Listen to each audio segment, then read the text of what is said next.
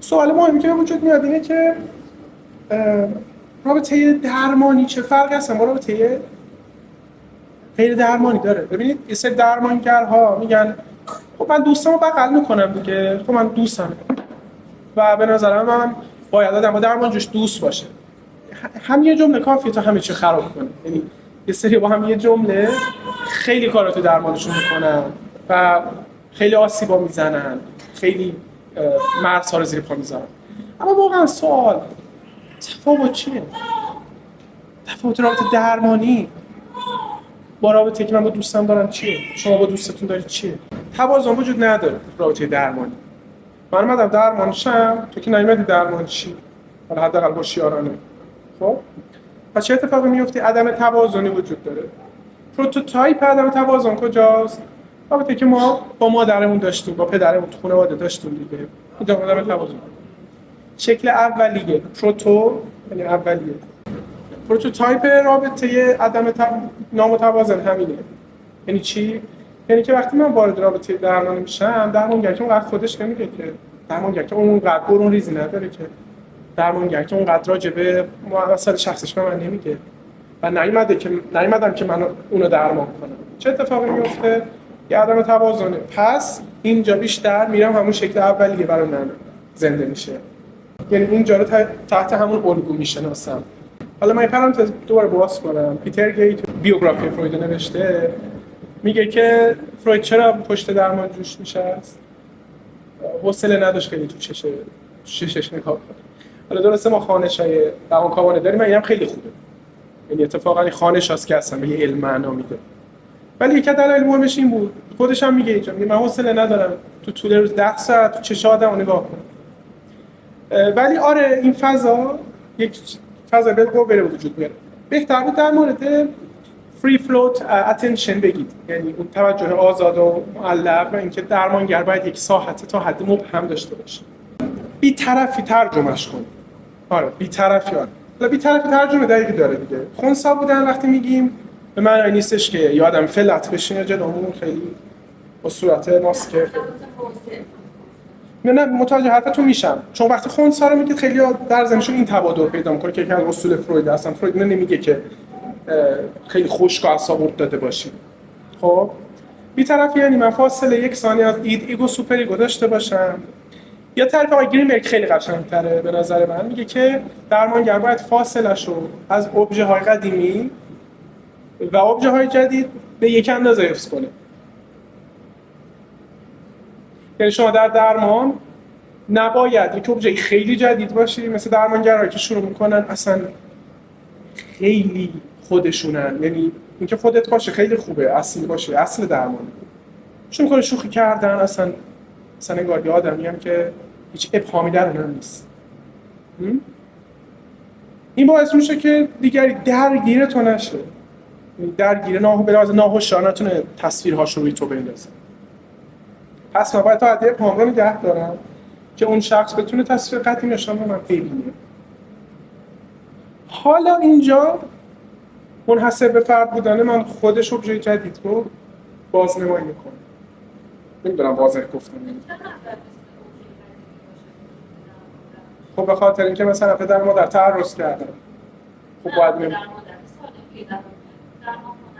نه دیگه. ببین اگه پدر مادری که درمانی شده بود سالم بود که الان شخص رو شما نبود، پدر بیرونی رو نمیگم اما مادر بیرونی رو نمیگم اما مادر فانتزی، اینترنال مادر، اینترنال فادر، چون ممکنه پدر مادر بیرون خیلی آسیبم نزنن.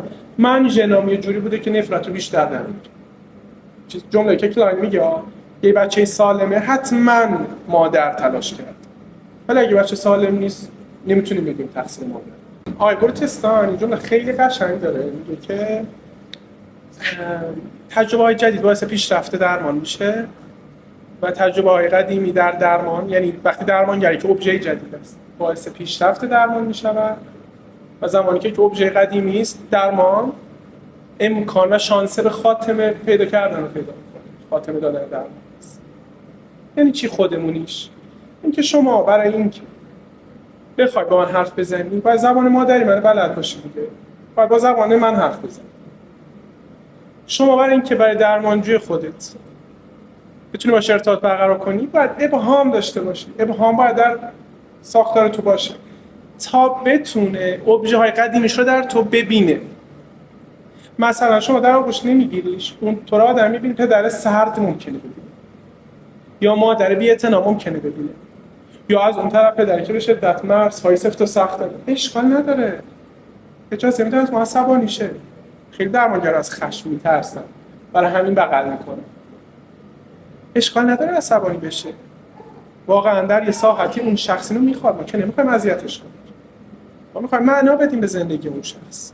پس اتفاقی که میفته چیه؟ اون ابهامه که اجازه میده ما اون ابژه قدیمی بشیم که حالا میتونیم با اون کارها رو نکردن.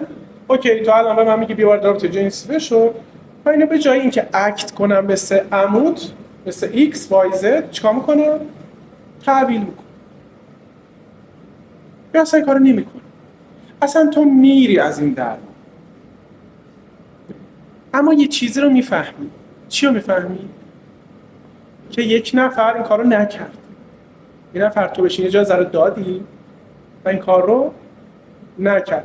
ادامه درمان هم قرار نیست فدای همه چیز، یعنی اشکال نداری. وقتی متاسفانه خیلی تلخ آدم اینو میگه علیرغم تلاشمون نمیشه، یعنی سائق مرگ وقتی خیلی قویه و خب ما هم نقصای خودمون هم وجود داره نمیتونیم، ولی آسیب نزدن همیشه نسبت به درمان نکردن اصل بقراطه، خیلی تقدم داره. آسیب نزن اشکال نداره، حالا درمانم نکردی نکن. خب نه الان من در مورد واژه نقاب یه توضیحی بدم. وقتی من میگم یعنی وینیکات میگه ریل سلف مهمه، خود واقعی مهمه که توی درمان باشه، منظور نیست که مثلا من عصبانی ام یهو داد بکشم یا بگم یهو عصبانی ام. منظور اینه که عصبانی بودنم بر خودم پوشیده نباشه، من در مقابل خودم نقاب نداشته باشم، من به تجارب خودم متصل باشم بدون اینکه یه فال سلفی جلوشو بگیره. مثلا وقتی پیش خودم چی بگم؟ میگم وای چقدر درمانجو داره من کلافه میکنه، اصلا یه ثانیه هم حوصله این جلسه رو ندارم. ولی خب اینه که نمیتونیم به درمانجومون بگیم حتما، خیلی وقتا تروما میشه. خب ولی برای خودم اون تجربه زیسته واضحه، یعنی خودم متصلم به این حس. مثلا توی شواهد و پژوهش‌ها که نشون داده شده 6% درمانگرها در مورد میل جنسی که در جلسه برانگیخته شده به درمانجوشون میگن و فوق‌العاده کار بدیه به شدت. این درمانگری که به لحاظ جنسی تحریک شده هرگز نباید این کانتر ترانسفرنس با به اشتراک بذاره در چون حس تهدید میده، حس ناامنی میده، حس چی؟ حس دعوت ممکنه بده و همه فضای تحلیلی ممکنه خراب کنه. برای همین جز راست نباید گفت، هر راست نشاید گفت. واقعا اینه دیگه. ولی با خودتون نقاب نداشته باشید. یه جمله وینیکات میگه ببین یه تصوری در مورد مواجه شدن با واقعیت هست که فروید میگه در ابتدا که ما اصلا کارمون که واقعیت‌های بیمار رو بفهمیم درمان کنیم. امروز هم توی بحث روان درمانی خیلی توی روانشناسی زرد خصوصا خیلی میگن برو با ترسات مواجه شو. وینیکات میگه که واقعیت درمان میکنه اما نه هر واقعیتی. اندازه‌ای که تو بتونی تحملش کنی. یعنی مثلا اگه که مثالی که کوبوت میزنه میگه که بچه توی سنی مثلا تو حدود 2 سالگی فکر میکنه که پدر و مادر چی هن؟ خدا هم.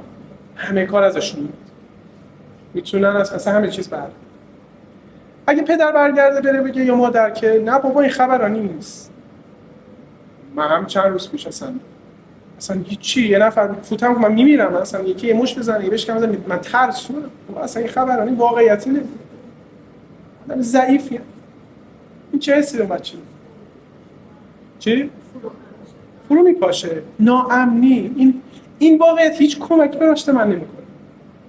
خب واقعیت باید من تحملش داشته باشم. اون پدر مادر باید بگن آره من پسش برمیام، همه دنیا بیاد من رو برش وای میسم تا اون به اون ظرفیت برسه که بتونه اینو بپذیره. درمانجو و درمانگر هم یه فضای سیاله، یه فضای منحصر به فرده. اینکه چقدر ناکامی او براش قابل تحمله، چقدر چیزی که ما بهش میگیم براش قابل تحمله خیلی مهمه. قطعا حتما، چون تروما میشه دیگه. تروما یعنی همین، یعنی من با چیزی مواجه بشم، جمله فروید که ایگو تحملش نداره. شخصیت اصلی درمانگر تجربه های زیستشه که میاره تو درمان و ازش تمام استفاده رو میکنه که درمانجو رو بفهمه.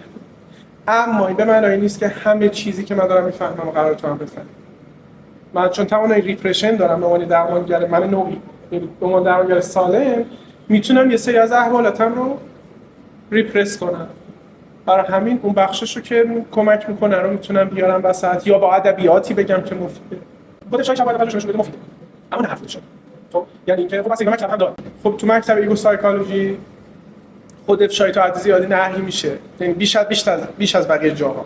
هرچند خود فروید که دیگه از همه بیشتر تمرکز روی این چیزها داشته، آقای گلسو میگه که چون میدونید فروید که بعد فوت میکنه، میرن چند سال بعد با درمانجوش چیکار میکنن؟ مصاحبه میکنن و میگن چه اتفاق افتاد توی جلسات تو، یکم خاطرات تو بگو اینا. و چیز عجیبی که از درمانجو میشنون اینه که فروید یه جاهایی کاملا خود افشایی میکرده.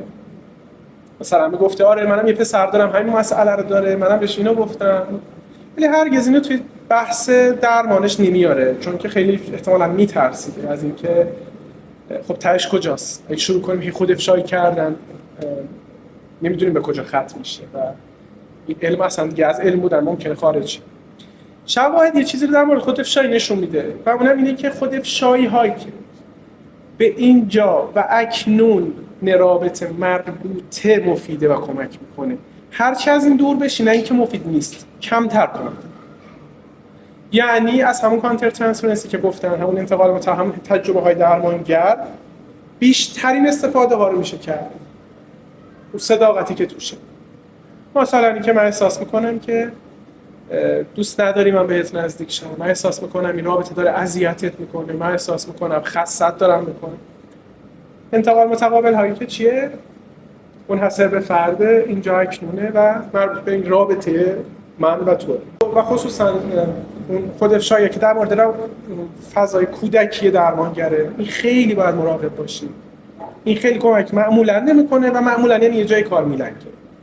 معمولا خود افشای جنسی که دیگه اصلا اولشی به لیز و لغزنده ای که آقای گابارد میگه و ختم میشه به جاهای خیلی ناخوشایند رابطه، این که اوجش میشه تخطی جنسی. معمولا از این مسئله شروع میشه. درمانگر شروع میکنه مسائل شخصیش رو درمانجو به اشتراک میذاره. حالا این فقط توی بحث اتاق درمان هم نیست، حتی خیانت هم همینجور شروع میشه. یعنی عموما کسایی که الگوهای چنینی دارن با یک جنس مقابلشون که احتمال رابطه جنسی بینشون وجود داره، جذابیت‌هایی وجود داره، شروع میکنن در مورد رابطه عاطفیشون حرف زدن. این باعث میشه این مثلثی به وجود بیاد که تو الان ناجی این رابطه باش و من رو از دست این آزارگر بی‌رحم نجات بده. اون شخصی که اون مقابله خیلی آسیب می‌بینه. درمانگر معمولاً بحران‌هایی که در زندگی درمانگر وجود داره، مثل طلاق، مثل فوت، مثل بیماری، مثل گذر از یه دوره زندگی به یه دوره دیگه، اگر که ویژگی‌های نارسیسیستیک در درمانگر باشه، جنسیتش هم مرد باشه، میتونه چه اتفاقی رقم بزنه که استارت این موقعیت بخوره. آره همسرم این اتفاق براش افتاده، پارتنرم این اتفاق براش افتاده، خیلی دارم اذیت میشم و این یه زنگ خطر بسیار بزرگه. اگر تو رابطه درمان خودتون بقیه چنین چیزهایی هست، باید خیلی مراقب باشید. یه حدسه. ولی خب از اینجوری به این نتیجه میرسیم که فروید وقتی یکی باش مخالف بود، پدرشو در می‌آورد. از جامعه یه روانکاو می‌انداختش بیرون، با آدلر این کار کرد، با یونگ این کار کرد، سر یه چیزی که 3 سال بعد خودش قبول کرد.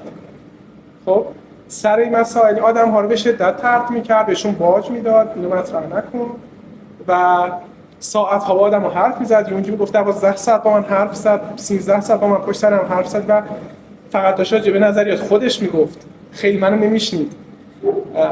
خب متاسفانه این چیزا وجود داشته توی شخصیتش، در کنار کار ارزشمندی که کرده این چیزها وجود داشته و مثلا تخطی‌های جنسی رو خیلی راحت از کنارش رد شد. میگن درمانجویی که تجسس میکنه در زندگی درمانگر چیکار باید باش کرد، چه تأثیری داره روش اینها. مثلا یکی از راه‌های مثلا آقای کرمبرگ میگه که چارچوبای درمانی رو محکم کنید، تو کانترکت درمانی، تو قرارداد درمانیتون بیارید، بهش واضحاً بگید که دنبال نکن، فالو نکن منو، مثلا فلان جا. حالا یه لحنی که من اینقدر شدید هارش نیست، ولی تو قرارداد اعلام میشه، مثلا تو اون نگاهی که از این دو سایکولوژی و فضا. اما مهمترین کاری که راجبش تحلیل بشه، یعنی چه چیزی داره این وسط اتفاق میفته، مثلا چه کنجکاوی داره ارضا میشه. میدونی مهمترین چیز اینه که راجبش حرف زده بشه، دیالوگ بشه، نه اینکه صرفا یهو بگیم این کار چی میکنی، این کار بده، اصلا بحث نیست. این همه اینها تخطی ها. ببین ما دو تا مسئله داریم توی بحث مرزها، یه تخطی داریم و یه عبور، چیزی که آقای گابارد راجبش حرف بزنه. تخطی از مرز یک فضایی هستش که در موردش بعداً صحبت نمیشه، یعنی درمانگر انجام میده، اتفاقی میفته، تحلیلی هم نمیشه، دوباره تکرار میشه، مخربه، به نفع درمانجو هم نیست، به نفع درمانگر نارسیستیکه، به نفع که نه، اون داره بخشی از خودش میزنه. یه عبور از مرز داریم. مثلا شما میگید که من نمیخوام راجع به فلان مسئله، شما میخوام یه سفری برم، قراره این اتفاق توش بیفته، چه میدونم قراره برم بیمارستان، یه نفر سر بزنه، شما نمیخواید اینو درمانجو شما میگه که خب سفر میخوای بری چیکار، بعد شما یاد درنه میپرید که خب میخوام برم یادت مثلا خواهرم حالش بده فلانه، بعد پرسیم اگه چی شده، شما دوباره جواب میدید. این میگه عبور از مرز، این تخطی نیست. چرا؟ چون درمانگر نگران میشه، بعد میره بهش فکر می‌کنه چرا من واقعا اینو گفتم، نمیخواستم. جلسه بعدش حرف میزنه، چی شد، چی نگرانت کرده بود، چه حسی اصلا داشتی که من این جواب بهت دادم، از اتفاقی که افتاده استفاده میکنه و اتفاقا ممکنه باعث رشد درمان هم بشه. اما تخطی از درمان مسکوت باقی میمونه معمولا، یعنی یه فضاییه که چون درمانگر بر اساس نیازهای خودش داره این کارو میکنه، نمیخواد خیلی در موردش به شکل ناهوشیار حرف زده بشه. رابطه جنسی با درمانگر یک فضایی چیه؟ خیلی شبیه به زنای با محارمه، یعنی همون حس و حالا رو هم به درمانجو میده. چه شباهت آدمایی که چنین اتفاق براشون در کودکی افتاده یه حس غالب دارن، اون چیه؟ احساس نیستی، حس پوچی، یعنی یه هویت از هم پاشیده، یه هویتی که اصلا نمیدونم چه اتفاقی براش افتاده، هویت جنگ زده، بحران زده.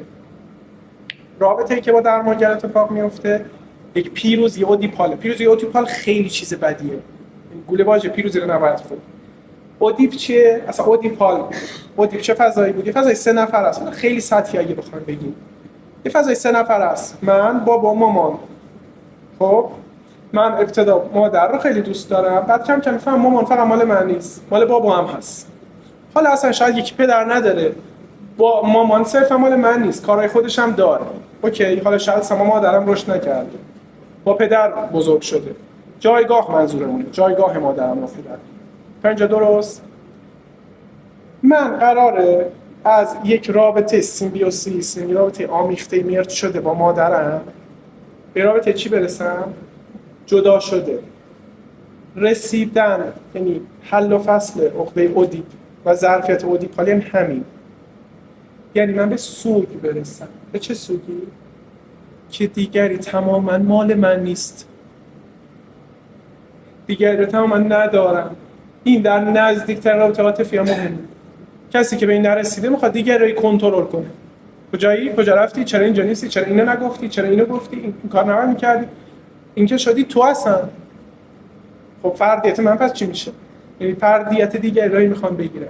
چرا؟ چون نمیتونه بپذیره تو یک دیگری هستی که برای خودت شخصیتی داری، تفاوت‌هایی داری. بله پروتوتایپ ناکام میشه عقده اودیپ. بله. حالا عقده اودیپ فقط بین پدر مادر و فرزند نیست، میتونه خواهر برادرها خیلی جای دیگه باشه. بعضیا میگن اوکی تحلیل که تموم شد، خب ما با هم وارد رابطه میشیم. خب این تحلیل دیگه به هیچ دردی نمیخوره. یعنی شما فقط کافیه به درمانجو و اصلا دیده داشته باشید. برای همین بیمار شما الالعبد بیمار شماست. اینو شواهد هم نشون داد. شواهد نشون داده اصلا 2/3 بیمارها بعد از جلسات درمانشون بعد از تکمیل درمانشون بعد از 3 سال دوباره برمیگردن. از 71 نفر 51 نفرشون این کار کردن. خب برای همین درمان تا ابد ادامه داره و درمانجوی ما نمیتونه هیچ موقع با ما وارد رابطه بشه. و خب یه پاسخی که بعضیا میگن خب چند سال که بگذره اوکیه و اینا، بعد مثلا برمیگردن درمانشون میگن آره منم از تو خوشم اومده ولی رابطه درمانی ما نمیذاره. خب رابطه درمانی تمومه دیگه. درمانجو تلاش میکنه زود این رابطه رو تموم کنه بره سر موفقیت و دیپالش و موفقیت و دیپال باعث حس پوچی میشه، چون سوگواری است که ما رو غنی میکنه. هیچ چیز جز سوگواری ما رو در پر نمیکنه، دیگران نمیاره در داخل. چون بحث انتزاعیه واقعا هم نمیشه ابجکتیو باشه. بحث ابجکتیوه که میشه گفت اینجا صحیحه، خب ولی بحث انتزاعی نمیشه گفت. یه چیزایی رو ما میدونیم واضحاً که با درمانجو نباید رابطه تجاری داشته باشیم. اگه مطب داره، اگه نمیدونم شغلی داره، اگه هر بیزینسی داره، ما اصلا سمتش نباید بریم. ما نباید ها رو بیشتر میدونیم تا باید ها. خب رابطه عاطفی، جنسی، ازدواج، دوستی، هیچ کدوم از اینا رو نباید باهاش داشته باشیم. این نباید ها خیلی مهمه. همه چی خراب می‌کنه. اون طرفش هم هست. و کسایی که دوستید نباید بیارینشون تو درمان، همه چی خراب می‌کنه. اگه می‌خواید دوستتون خراب شه، همه چی خراب شه، کارو. ولی ما نباید ها رو بهتر میدونیم که چیه. اما سلیقه‌ها نگاه متفاوته تو اون بخش انعطافی که وجود داره. یه سری میگن تماس فیزیکی به هیچ عنوان نباشه، همه چیز فانتزیه. یه سری میگن در فلان حد، در فلان شرایط، بر اساس فلان دیدگاه میشه داشته باشی.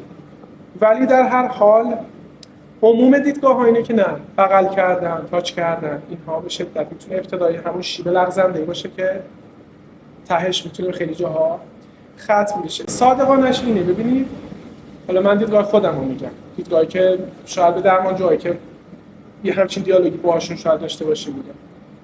اصلا مسئله اون آدم نیست که صرفاً چی فکر میکنه. ما خودمون نمیدونیم واقعا برای چی داریم بغل میکنیم. من که نمیدونم، شاید بقیه متفاوت باشه دیدگاهشون. من اگه خانومی بغل کنم تو جلسه نمیدونم چرا دارم بغلش میکنم 100%.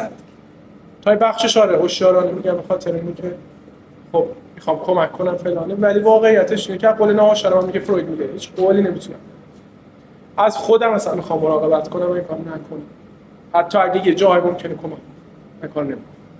ولی دیدگاه منه. شما میتونید سرچ کنید، بگردید، ببینید برای خودتون چه دیدگاهی مثلا بیشتر نزدیکه. کسی نمیگه که ممکنه اون بغل کردن و سیگار کشیدن ممکن نیست کمک کنه. خب یه مثالی که میزنه یکی از روانکاوها خیلی جالبه، میگه که شما ممکنه در مستی رانندگی کنی و هیچ اتفاقی نیفته، ولی یه بار ممکنه اتفاق بیفته. خب بازم رانندگی باید بکنی. ببین مسئله مراقبت از خودمونه. یه غریق نجات باید اول بتونه خودش نجات بده. من ببین این ارجاعی که به خود دارید شما، خب من اینقدر واضح به خودم ندارم، چون خود برای من اینقدر منسجم نیست. یعنی یه جمله داره لکان خیلی قشنگه، میگه خود چیه؟ اصلا ایگو کارش چیه؟ یکی وقتی بچه خودش رو تو آینه میبینه، تو فاز آینه‌ای توهمی از انسجام داره. یعنی خودش رو اونجا میبینه به عنوان یک چیز منسجم، یه تصویر منسجم، اما واقعیت اینه که منسجم نیست. اصلا ایگو کارش همینه. ایگو کارش چیه؟ توهم انسجام. اصلا سلف کارش همینه. سلف شما ما به خودمون ارجاع میدیم. من اومدم اینجا که فلان کار رو بکنم. خب ما یک توهمی داریم که داریم کارو میکنیم. 100% به این دلیل داریم کارو میکنیم. اما واقعا همه داستان این نیست. ما نمیدونیم اون بغل، اون کنار اون شخص قدم زدن، رو بقیه بخشا که الان در دست ما نیستن داره چه تأثیر میذاره. اوکیه من میفهمم حرف شما رو، ولی این نظر رو هم لحاظ کنید ببینید به چه نتیجه‌ای میرسید. هیچ اصراری هم من ندارم. این گفتگو صرفا قراره که دیدگاه‌ها رو به اشتراک بذارم. خب انعطافو بعضیا میگن اینجا نیست. هرچند خب وینیکات هم سیگار میکشید با درمانجوهاش تو جلسه البته، ولی انعطاف میگن جاش اون جاییه که در مورد ست بالینیه. شما میگید نه من میخوام فلان جا باشه، ولی خب باید شواهد رو هم بررسی کنید خودتون. شاید شواهد باشه که شما رو تایید کنه. بفهمید. ببینید نه اصلا حالا بحث اینه که براتون واضح باشه. مثلا یه نفر میگه آقا من از دست دادم بالاتر نمیرم، خب واضح باشه براتون. یه اتفاق که میفته آخه یکی از یعنی پژوهش‌های چیزی که نشون داده اینه که درمانگران که تخطی میکنن بسیار در خودفریبی حرفه‌ای‌ان، بسیار حرفه‌ای‌ان و خودشون هم گول خودشون رو میخورن. مثلا اینه که آیا براتون واضحه همچین چیزی احساس میکنید خب اوکیه، کسی بحثی دست دادن نیست، اما در مورد بغل کردن و آغوش گرفتن و اینها دیگه بحث جدی میشه. یعنی دیگه دیدگاه رو باید دید. همین گفتگوها برای این نیستش که به دلیل به راه واضح برسیم، برای این گفتمانیه که رشد ایجاد کنه، یعنی زایش داشته باشه.